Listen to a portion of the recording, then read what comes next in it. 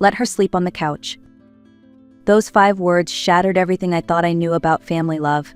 I was standing behind the kitchen door of the beach house I had rented with my own savings, listening to my daughter-in-law divide up the rooms as if she were the owner. Her mother gets the master. The kids can take the back bedroom. Daniel and I will take the one with the balcony, and let her sleep on the couch.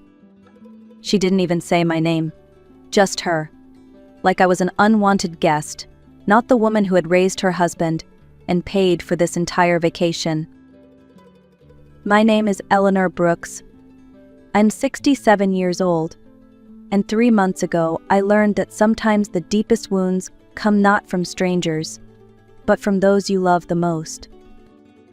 This trip was supposed to be a dream, a week in a quiet Florida beach house where I could finally spend time with my son Daniel, his wife Vanessa, and my 2 grandchildren. I imagined morning walks by the shore, laughter around the dinner table, and memories we'd cherish for years. Instead, I stood frozen behind that door, my heart pounding as I listened to Vanessa mock me on the phone. "Mom, you'll see. She won't complain. She's one of those old ladies who does anything to be liked. She even paid for the house without us asking." Each word hit harder than the last. The woman who had once smiled at me like a daughter was now treating me like a burden. I leaned against the doorframe, feeling the strength drain from my legs. I had spent my entire life working double shifts, sewing uniforms at the factory so Daniel could have an education, selling my gold earrings to help him start his business. Every wrinkle on my hands told the story of sacrifice. And yet here I was, being told I should sleep on a couch in the house I had paid for. That night, as the waves crashed softly against the shore outside, I watched from the kitchen window while they toasted on the terrace with the wine I had bought. They were laughing, celebrating their free vacation while I stood alone, invisible. For the first time since my husband passed away, I didn't cry out of sadness, I cried out of anger. Something inside me cracked open. I was done being the quiet, agreeable mother who never caused trouble. But Vanessa made one mistake that night, one that would change everything. She left her cell phone unlocked on the kitchen counter. And what I found on that phone before sunrise would not only change my life, it would destroy the perfect world she thought she had built. To understand how I ended up standing behind that kitchen door, you need to know who I was before that night. My story began more than 40 years ago when I became a widow at just 23. My husband, Mark, died in a construction accident, leaving me with an 8-month-old baby and a mountain of debt. That baby was Daniel, my entire reason for living. I woke up every day before dawn, took the bus to the textile factory, and worked 8 hours stitching school uniforms. After that, I cleaned offices until late at night. My hands bled, my back ached, but every dollar I earned had Daniel's name on it. When he told me at 5 years old that he wanted to be an engineer, I promised him he would be, even if it meant selling everything I owned. I sold my wedding ring to pay for his high school. I sold my earrings to buy his college textbooks. And when he graduated with honors, I sat in the front row wearing a mended dress, crying tears of pride. Daniel was a good son, respectful, hardworking, the kind of man every mother dreams of raising. After college, he found a job at an engineering firm. 2 years later, he came home one evening, his eyes shining with excitement. "Mom, I want to start my own company," he said. "I have a partner and a plan. I just need a little help to get started." I didn't hesitate. I handed him the $1,200 I had saved over 20 years. That money was my safety net, but for him, it became the foundation of his future. Within a few years, Daniel's company took off. He bought a house, a new truck, and nice suits for work. I still lived in the same small 2-bedroom home, but I didn't mind. Seeing him succeed was enough. I thought my sacrifices had finally paid off. And for a while they had, until Vanessa entered our lives. I first met Vanessa one Sunday after church. Daniel introduced her to me in the courtyard, his arm proudly around her shoulders. She was beautiful, confident, and dressed like someone who knew her worth. "Mom," Daniel said, his voice full of affection, "this is Vanessa. She works as a financial manager at a bank." Vanessa smiled warmly and reached for my hands. "Mrs. Brooks, I've heard so much about you. Daniel always says he owes everything to your hard work." Her voice was sweet, her manners impeccable. I remember thinking how lucky my son was. She seemed perfect, too perfect, perhaps. At first, everything felt wonderful. She visited often, helped me cook, asked about my health. But little by little, something began to change. The warmth in her voice turned into polite distance. The smiles became shorter, the calls less frequent. Daniel began missing our Sunday lunches. Vanessa's family already made plans, he'd say apologetically. I understood, or at least I told myself I did. Newlyweds needed time to build their life. But soon the small signs became impossible to ignore. The family dinners I once hosted stopped happening. Vanessa would organize gatherings and conveniently forget to invite me. Oh, Mrs. Brooks, I'm so sorry, it completely slipped my mind. Yet her parents, her sisters, and her cousins were always there. Even Daniel's home began to change. The photos of him as a child disappeared from the walls. The pillows I had knitted were replaced with sleek designer ones. When I visited, I no longer felt welcome. I felt like an intruder. The worst part came when my grandchildren were born, Liam and Sophie. They became the center of my world, my reason to keep going. But Vanessa found a way to control even that.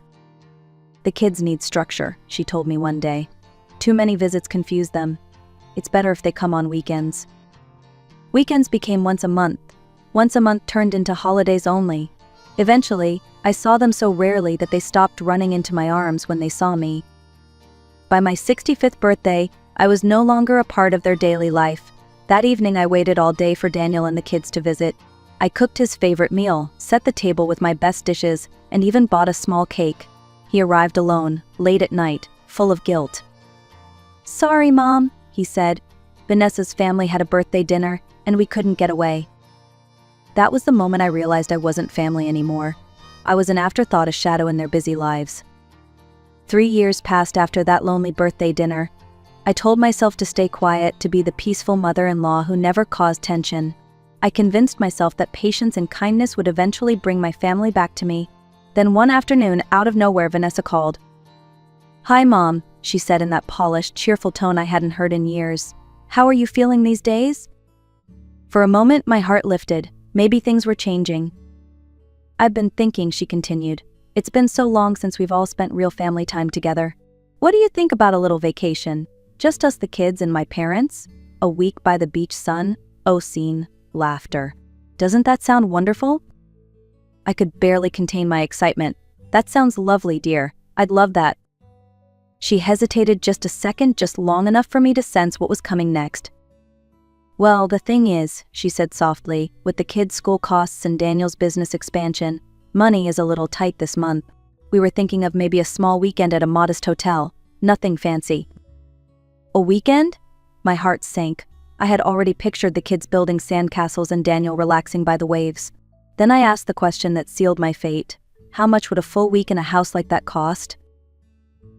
"Oh, Mrs. Brooks, I don't want to burden you," she said quickly. "Maybe around $3,500.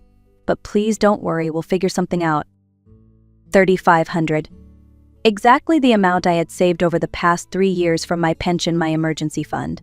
The money I had promised myself I would use for something special one day. I heard my own voice before I could stop it. "You know what, Vanessa? I'll pay for it. It will be my gift to all of us." There was a pause, barely a heartbeat long, but I could almost hear her smile through the phone. "Oh, Mrs. Brooks, that's incredibly generous. You're the sweetest. Daniel and the kids will be thrilled." That night, I went to bed with a smile on my face. For the first time in years, I felt included. I imagined family dinners by the ocean, my grandchildren laughing, Daniel thanking me for making this possible. I didn't realize that I had just paid for my own humiliation. What I thought would bring my family together would soon tear everything apart. When we arrived in Florida, I felt like a child again, nervous, excited, full of hope. The house was stunning, white walls, tall palm trees, and wide windows that opened straight to the sea. I could almost taste the salt in the breeze. For a brief moment, I believed I had done something right. Vanessa was the first to step out of the car. She took the keys from the driver and walked through the front door, as if she owned the place. "Kids, come see your rooms," she called out, her voice bright and commanding. Daniel carried the luggage in silence while I followed behind with my small suitcase, trying to keep up. "Mom," Vanessa said, turning to me with that overly sweet smile, "you can take the guest room. It's nice and cool, and it even has a small bathroom." The guest room, in the house I had paid for. I forced a smile. "That's fine, dear. Whatever works for everyone." But the real blow came an hour later, when a taxi pulled up outside. A woman stepped out, Vanessa's mother, Marjorie, holding 2 large suitcases. "Sweetheart, what a gorgeous house," she exclaimed. "The ocean view is perfect for my morning yoga." My stomach tightened. Vanessa ran to greet her and, without hesitation, announced, "Mom, I saved the master bedroom for you. You'll love it." The master bedroom, not for me, the one who paid, but for her mother. I looked at Daniel, hoping for him to say something, to remind his wife that this trip was supposed to be our family time, but he just smiled awkwardly and said nothing. That evening, while everyone drank wine on the terrace, I stood alone by the kitchen window. I could hear Vanessa and her mother laughing as they planned the week. Every activity, every meal, every schedule was decided without me. I wasn't asked what I wanted to do or where I wanted to go. It was as if I didn't exist. When Marjorie suggested I stay home the next day because the heat might be too much for me, something inside me burned. I was not fragile. I had worked on my feet for 30 years without rest, but I said nothing. Not yet. That night, while everyone slept peacefully, I lay awake in my so-called guest room, listening to the ocean. I had spent $3,500 for this vacation to be treated like a stranger in my own reservation. I promised myself that I would not cry again, but as the laughter from the terrace echoed through the night, I couldn't stop the tears that came. What I didn't know was that the real humiliation hadn't even begun. It would arrive the next day, wrapped in polite smiles and a single sentence that would break me completely. "You don't mind giving up your room, right?" The next day began beautifully. The sky was painted in soft pinks and golds, and the children were bubbling with excitement about visiting the ancient ruins nearby. I told myself to stay calm, to focus on the kids, to enjoy at least one day of the vacation I had dreamed of. But by evening, that fragile peace shattered. When we returned from the day trip, tired and sunburned, I went to my room to take a shower. What I found made my heart stop. My clothes were packed neatly into my suitcase, sitting on the bed as if I were being evicted. "Vanessa," I called, my voice trembling. She appeared at the door with that same rehearsed smile. "Oh, Mrs. Brooks, I'm so sorry. I forgot to tell you my cousin and her husband surprised us. They just arrived for their honeymoon, and we had no choice but to give them a room. You don't mind sleeping on the couch, do you?" The couch. Again. I stared at her in disbelief. "Vanessa, I paid for this house. Surely there's another solution." She waved her hand dismissively. "The sofa is so comfortable. It even has memory foam. You'll love it. You're always saying you don't need much to be happy." Before I could answer, Daniel came in, exhausted from carrying the kids. "Everything okay?" he asked. "Perfect," Vanessa replied quickly. "Mom's just helping us rearrange things for the guests." He smiled and went to shower without another word. My son, the child I'd given everything for, didn't even ask where I was going to sleep. That night, I lay on the living room sofa, wrapped in a thin blanket, staring at the ceiling while everyone else slept in rooms I had paid for. The springs dug into my back, the ocean wind slipped through the open windows, and my tears soaked the pillow. I felt invisible, forgotten, discarded. Then, around 2 a.m, I heard footsteps in the kitchen. Vanessa's voice, hushed and mocking, drifted through the dark. "Linda, you won't believe how easy it was," she whispered on the phone. "The old woman paid for everything, $3,500, and now she's sleeping on the couch." My heart froze. "She won't complain," Vanessa continued. "She's desperate to be liked. And soon, Daniel will think she needs professional care. Once she's in a home, we can handle everything, especially her house." That was the moment I realized the vacation wasn't just cruel, it was a setup. Vanessa wasn't humiliating me for fun. She was laying the groundwork to erase me completely. I didn't sleep a single minute after that. I lay there in the darkness, replaying every word I had heard, every insult, every plan to get rid of me. The rage inside me grew stronger than the pain. I had been many things in my life: a widow, a mother, a worker, but I had never been a fool. Not anymore. At 4 a.m, I sat up and looked toward the kitchen. Vanessa's phone was still lying on the counter, glowing faintly. She had gone to bed, probably smiling in her sleep, believing I was too weak, too old, too scared to fight back. She underestimated the wrong woman. I stood up, my knees aching, my hands trembling slightly, but my mind razor sharp. I picked up her phone. No password. Her arrogance had left it wide open. What I found inside confirmed every nightmare I had just imagined. There were messages between Vanessa and her sister, Linda, laughing about how the old woman had funded their vacation. Then, More messages with a psychologist named Dr. Ruiz, discussing a false mental health report that claimed I was forgetful, unstable, and required constant supervision. There were emails to a lawyer, Mr. Hansen, about selling my house once Daniel had legal control over my assets. And buried in a hidden folder, photos of Vanessa with another man kissing, laughing, holding hands in restaurants and hotel rooms. My whole body shook. It wasn't just betrayal. It was a deliberate plan to destroy both me and my son. I took pictures of everything, every message, every document, every photo using my old cell phone. Then I put her phone back exactly where I found it. By the time the sun rose, I wasn't the same woman who had gone to bed on that sofa. I was no longer a victim. I was a mother on a mission. Vanessa thought she was orchestrating the perfect plan, but she didn't realize that her stage was about to become the scene of her own downfall. The next morning, the house looked peaceful from the outside, but inside me, a storm was brewing. I prepared breakfast as if nothing had happened, coffee brewing, eggs sizzling, toast on the table. When Vanessa came downstairs, she smiled at me like everything was normal. "Good morning, Mrs. Brooks. Did you sleep well on the sofa?" she asked with feigned kindness.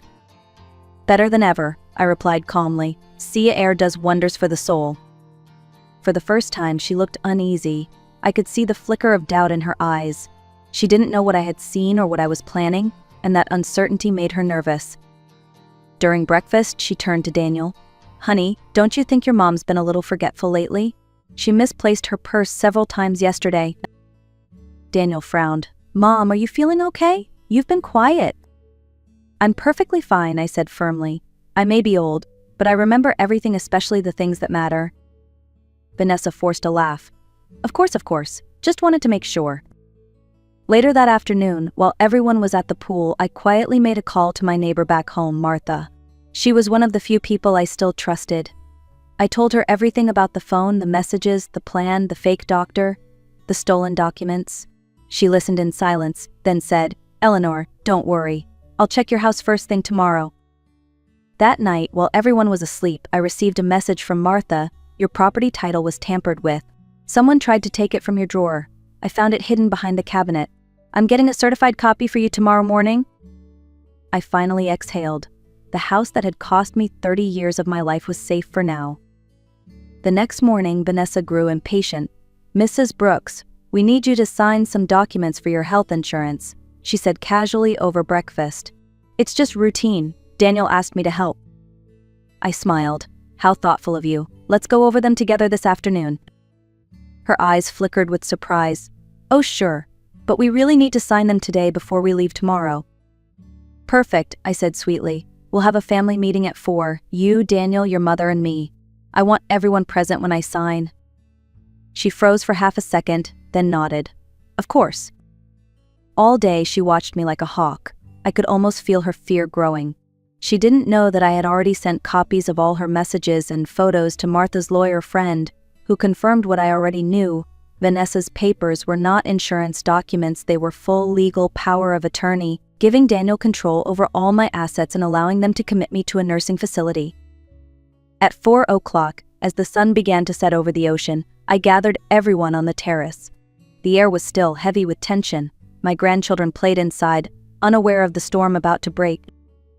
I looked around the table, Daniel worried, Marjorie confused, Vanessa smiling too wide. "Before we end this vacation," I began, "there's something important I need to clear up." Vanessa leaned forward. "Of course, Mrs. Brooks. Do you have the papers ready?" "Yes," I said, pulling out a folder. "But before I sign anything, we should all see what's really inside." Her smile faltered.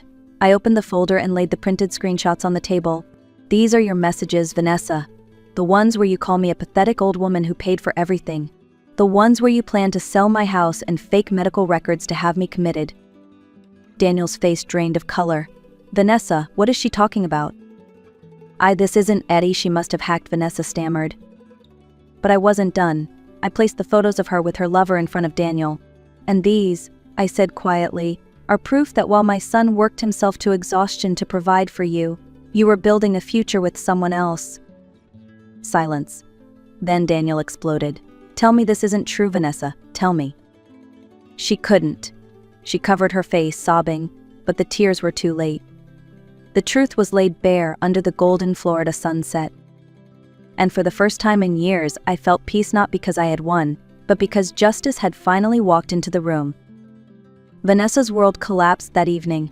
Her mother, Marjorie, sat frozen in disbelief while Daniel shouted, heartbroken and furious. When Vanessa finally tried to defend herself, her voice trembled. "Daniel, please, we can fix this. I did it for us, for the family." "For us," Daniel shouted. "You lied, cheated, and tried to destroy my own mother." Then, cornered and desperate, Vanessa played her final card. "If you report me, I'll tell the police everything about your company's contracts. You'll go to prison too." The air went silent. Daniel turned pale. "What are you talking about?" She smirked through her tears. "The government deals the fake invoices. You and your partner hid money for years. I have the proof." I felt my heart drop. My son, my proud, hard-working Daniel, had made a terrible mistake. But when I looked into his eyes, I saw remorse, not greed. "Mom," he whispered, "I didn't know it was illegal. I just wanted the company to survive." Vanessa thought she had trapped us. She didn't understand that some people, when cornered, choose truth over fear. I took Daniel's hand. "Then you'll fix it, son. You'll tell the truth. You'll return every cent and face the consequences. Because that's what decent men do." Vanessa's face twisted in disbelief. "You'll ruin him." "No," I said quietly. "He'll save himself." 3 months later, Daniel did exactly that. He confessed, paid the fines, and served 6 months in prison. But when he walked out, he was free, truly free. Vanessa, on the other hand, was sentenced to 5 years for fraud, forgery, and attempted theft. Her lover disappeared the moment she lost everything. Today, I live peacefully in my little renovated home. Daniel has a stable job at an honest company. My grandchildren visit every weekend. We plant flowers, bake cookies, and laugh again. But most importantly, I regained something priceless: my dignity. Looking back, I've realized that revenge isn't always loud or cruel. Sometimes it's as simple as standing tall when others expect you to bow. I didn't destroy Vanessa. Life did that for me. I just stopped letting her destroy me. I learned that love should never require silence, that kindness should never mean submission, and that no woman at 67 or any age should be treated as invisible. So if you're watching this and you've ever been made to feel small, remember this: you still have power. It's never too late to stand up for yourself, to reclaim your worth, and to demand respect. If this story touched your heart, give it a like, share it with someone who needs strength today, and tell me in the comments where you're watching from. Because in the end, the sweetest revenge isn't revenge at all, it's living well enough that they regret ever underestimating you.